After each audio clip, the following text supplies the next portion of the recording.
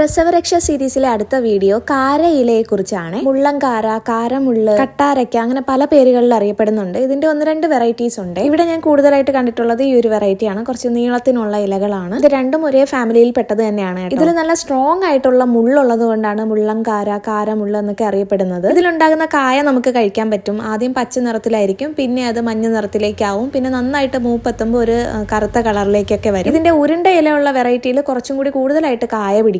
ഒരുപാട് ഗുണങ്ങളുള്ള ഒരു ചെടിയാണ്. പ്രസവശേഷം ഇതിന്റെ കുറുക്കുണ്ടാക്കി കുടിക്കുന്നത് യൂട്രസിന്റെ ഇമ്പ്യൂരിറ്റീസ് എല്ലാം പുറന്തള്ളാനും യൂട്രസ് വേഗത്തിൽ പൂർവ്വസ്ഥിതിയിലാക്കാനും ഒക്കെ സഹായിക്കും. ശരീരവേദന മാറ്റാൻ സഹായിക്കും. വയറിലെ ഗ്യാസ്, അസിഡിറ്റി, വയറരിച്ചിൽ, അൾസർ അങ്ങനെയുള്ള പ്രശ്നങ്ങളെല്ലാം മാറാനായിട്ട് ഹെൽപ്പ് ചെയ്യും. രക്തം ശുദ്ധീകരിക്കാനൊക്കെ നല്ലതാണ്. പ്രസവരക്ഷ സീരീസിന്റെ ഫസ്റ്റ് വീഡിയോയിൽ പരുത്തി ഇല വെച്ചിട്ടുള്ള ഒരു കുറുക്ക് പറഞ്ഞല്ലോ, ആ മെത്തേഡിൽ തന്നെയാണ് ഇതും ചെയ്യേണ്ടത്. ഇതിന്റെ നടുവിലത്തെ നാര് മാറ്റി കളഞ്ഞിട്ട് കുതിർത്ത പച്ചരിയും തേങ്ങാപ്പാലും കൂടി ചേർത്തിട്ട് നന്നായിട്ട് അരച്ചെടുത്തിട്ട് കരിപ്പെട്ടി ചേർത്തിട്ടാണ് കുറുക്കിയെടുക്കേണ്ടത്. ഞാനിവിടെ കരിപ്പെട്ടിയുടെ പൊടിയാണ് ചേർക്കുന്നത്. റെസിപ്പി ഡിസ്ക്രിപ്ഷനിൽ കൊടുക്കാം. അപ്പൊ ഇത് കഴിച്ചിട്ടുള്ളവർ ഉറപ്പായിട്ടും കമന്റ് ചെയ്യണേ.